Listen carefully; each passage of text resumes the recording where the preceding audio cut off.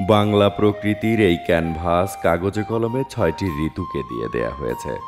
তবে মানুষ ঠিকঠাক টের পায় পৌষ মাঘের শীতকাল আর প্রচণ্ড তাপের গ্রীষ্মকাল। এই দুই ঋতু আবার সবগুলো ঋতুর মধ্যে মিষ্টি। শীতে যেমন সরিষা ফুলের মধু, খেজুরের রস, গুড়সহ নানান স্বাদের বাহারি পিঠার মিষ্টতা ছড়িয়ে থাকে, তেমনি নানান জাতের নানান রঙের রঙিন ফলের মিষ্টতা ছড়িয়ে থাকে গ্রীষ্মের দ্বিতীয় মাস জ্যৈষ্ঠতে। মিষ্টতাতেই জ্যৈষ্ঠের আরেক নাম হয়েছে মধুমাস। মধুমাসে গ্রামগঞ্জের হাট বাজারগুলোতে পাকা ফলের গন্ধ ভেসে বেড়ায়। বাজার ভরে যায় গাছ থেকে পেড়ে আনা তরতাজা ফলে।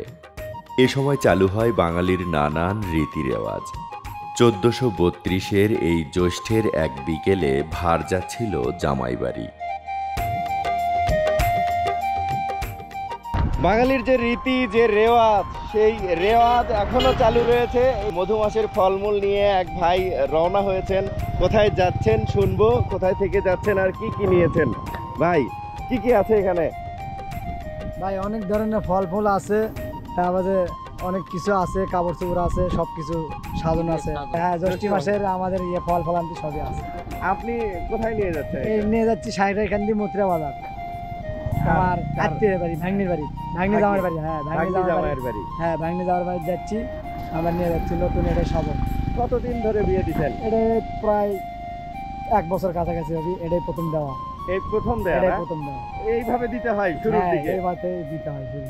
একটু বলেন তো ভাই, কি কি আছে একটু দেখেন তো। মাছ আছে, এখানে চাল দেখতে পাচ্ছি, চাল আছে। এটা কি? জুতা আছে, মানে নতুন কাপড় চোপড় সব আছে। আর এইগুলো হচ্ছে আম, কাঁঠাল আছে, খেজুর আছে।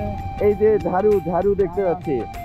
তারপর আম, কাঁঠাল, কলা, তারপর এই যে বাঙ্গি নিয়েছেন, তারপর খেজুর নিয়েছেন। সব মিলে একেবারে পুরো প্যাকেজ নিয়ে। এর নিচে কি আম? দেখি একটু। ও, এগুলো কি আপনাদের বাড়ির গাছের না কেনা? কেনা। আচ্ছা, খিরসাপাতি আম না? নিয়ে ভাই যাচ্ছেন হচ্ছে ভাগ্নি জামাইয়ের বাড়ি। এটাকে তারা ভার বলেন। ভার দিতে যাচ্ছেন ভাগ্নি জামাইয়ের বাড়িতে। জামাই বাড়ি তো ফলমূল পাঠাতেই হবে, তাও যদি হয় নতুন বিয়ে। বাঙালির এই নিয়ম তো আর এমনি এমনি হয়নি। বছরের এই সময় গ্রামীণ অর্থনীতিতে সমৃদ্ধতা থাকে। ভার দেওয়ার মতো সচ্ছলতা আসে গ্রীষ্মের প্রথম মাস বৈশাখেই। সারা বৈশাখ জুড়ে চলে ধান কাটা মারাইয়ের কাজ। মাঠ জুড়ে যেন সোনা ছিটিয়ে রাখা হয়েছে, আর সেসব ঘরে তোলার তোড়জোড় চলছে কৃষকের মাঝে। সকালে যে আমরা 16 জন মানুষ ধরছি, 3 বিঘা জমি কাটছি। 3 বিঘা জমি কাটার পরে পান্তা গাছি। পান্তা কাটার পরে দেড় বিঘার মতো কাটে ভার তুলছি। ভার থুয়ে পানি খাইতে যাবার যাচ্ছিল। 6 ঋতুর প্রকৃতির 3টি ঋতুর স্পর্শ থাকে এই ধান পরিপক্ক হয়ে কৃষকের গোলায় বা হাট বাজারে উঠতে। শীতের একেবারে শেষ ভাগে রোপণ করা এই ধান বসন্তের 2 মাস ফাল্গুন ও চৈত্রে বেড়ে ওঠে এবং বছরের প্রথম দিন থেকে অর্থাৎ বৈশাখের শুরুর দিন থেকে সেই ধান পরিপক্ক হতে শুরু করে।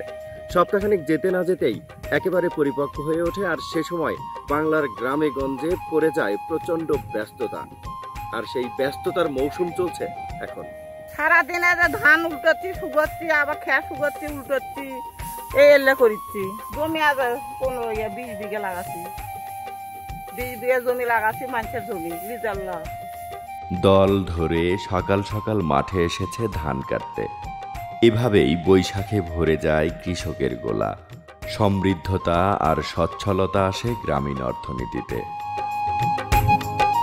বৈশাখের ধন, জ্যৈষ্ঠের ঘ্রাণ, আষাঢ়ের বর্ষণে সবই ম্লান।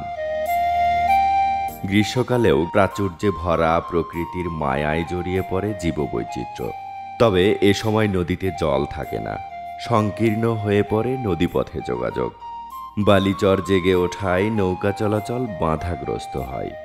এ সময় ছোট ছোট নৌকায় করে নদী পারের মানুষ তাদের প্রয়োজন মেটায়। কদিন পরেই আকাশে মেঘের ঘন ঘটা বাড়ে, প্রবল বর্ষণে ডুবে যায় ঘরবাড়ি। দিশেহারা হয়ে পড়ে বন্যা কবলিত জনপদ। এভাবেই নানান পাওয়া না পাওয়া আর আশা নিরাশার 6 ঋতুর সাথেই চলে বাঙালির জীবন জীবিকা।